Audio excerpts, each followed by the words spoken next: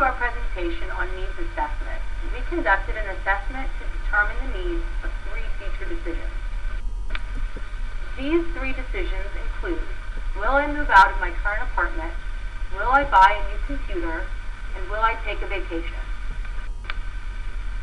We identified several important factors associated with each decision. These factors include location, cost, safety, necessity, type, and how familiar we are with the subject.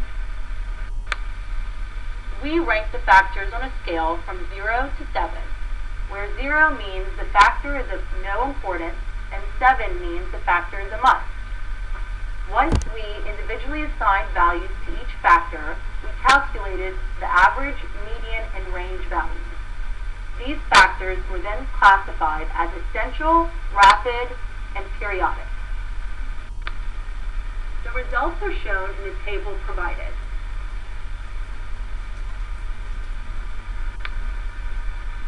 Essential factors are those with a high average and a low range. Our data shows that only cost and safety were the only factors to be identified as essential. Those 2 factors were uniformly very important to the group in the decision-making process. Periodic factors are those with a low average and a high range. Our data shows that necessity was the only factor identified as periodic. Rapid factors are those with a high average and a high range.